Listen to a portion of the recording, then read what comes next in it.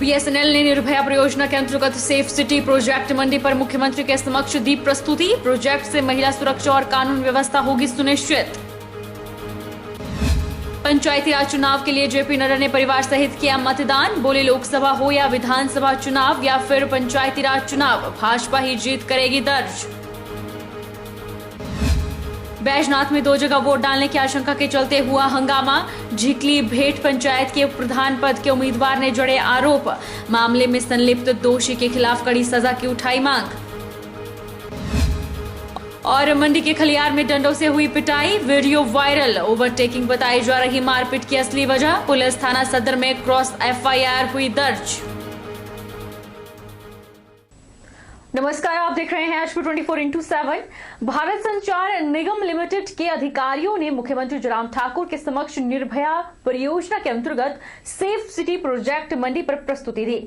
मुख्यमंत्री ने कहा कि मंडी शहर में निर्भया निधि के अंतर्गत प्रस्तावित सेफ सिटी प्रोजेक्ट के क्रियान्वित होने से न केवल सार्वजनिक स्थलों पर महिलाओं की सुरक्षा सुनिश्चित होगी, बल्कि बेहतर यातायात प्रबंधन और भीड़ को नियंत्रित करने में भी स्मार्ट समाधान उपलब्ध होगा।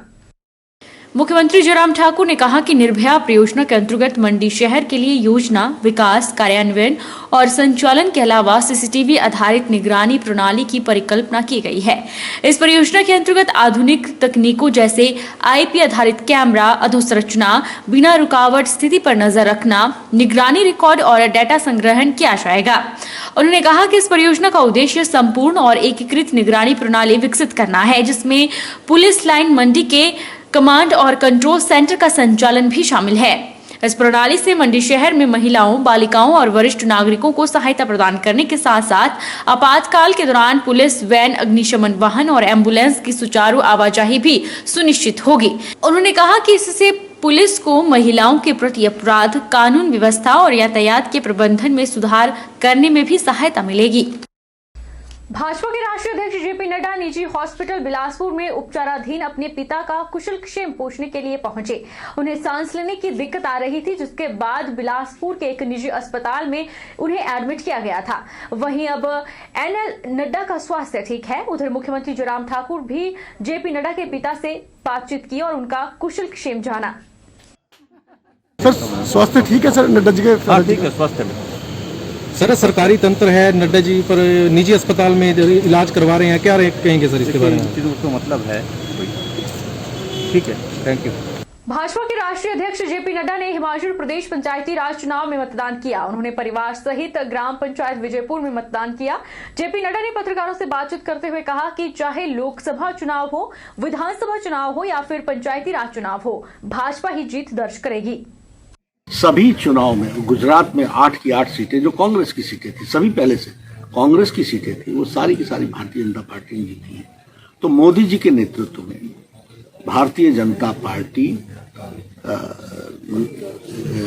पंचायत से लेकर के और बाई इलेक्शंस तक सारे चुनाव बीजेपी ने जीते हैं। यह बताता है कि उनकी नीतियां, उनके कार्यक्रम और जिस तरीके से कोविड का मैनेजमेंट, ये जहां सारी दुनिया एक तरीके से कंफ्यूज रही, वहीं स्पष्ट मजबूत नेतृत्व और 130 करोड़ देश को बचाने का काम मोदी जी ने किया है।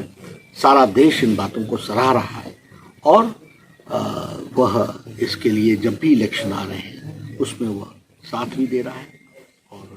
पांवटा साहिब के पुल्लरवाला पंचायत में, जो कि हिमाचल के ऊर्जा मंत्री सुखराम चौधरी की पंचायत है, यहां पर जाली वोट डालने का मामला सामने आया है।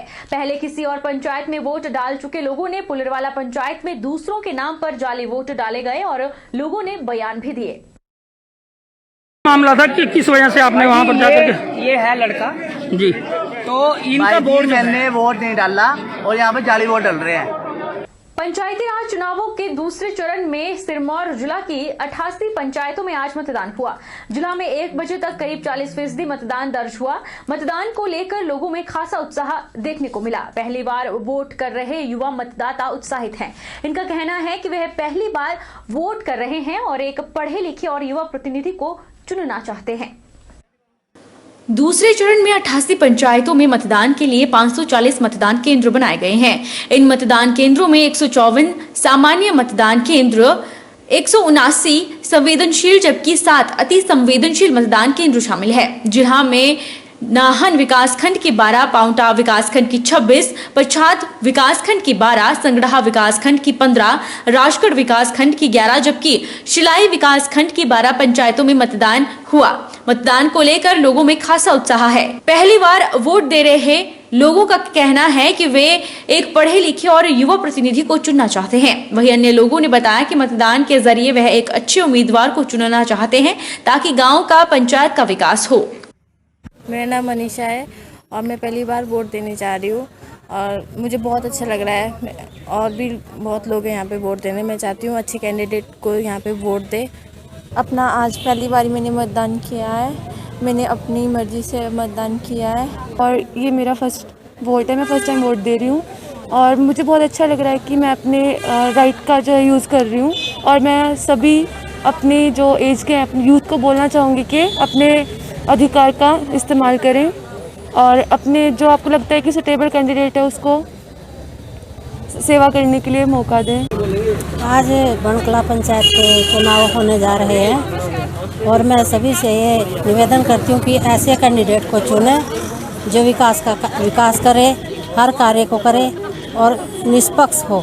यहाँ आज हमारे ग्राम पंचायत बनकला के चुनाव हो रहे हैं। बड़े संतोषजनक चुनाव हो रहे हैं। उत्साह के साथ सभी लोग अपनी अपनी लाइनों में सोशल डिस्टेंस के साथ लगे हुए हैं। रुकेंगे एक छोटे से ब्रेक के लिए। ब्रेक के उस पार फौरन लौटेंगे।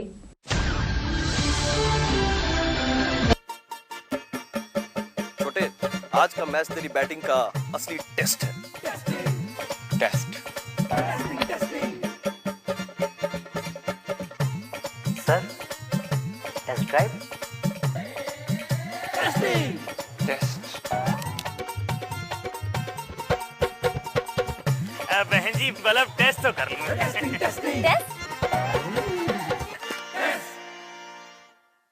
मन में शक है तो सरकारी अस्पताल के आईसीटीसी में एचआईवी की मुफ्त जांच कराएं और सलाह पाएं।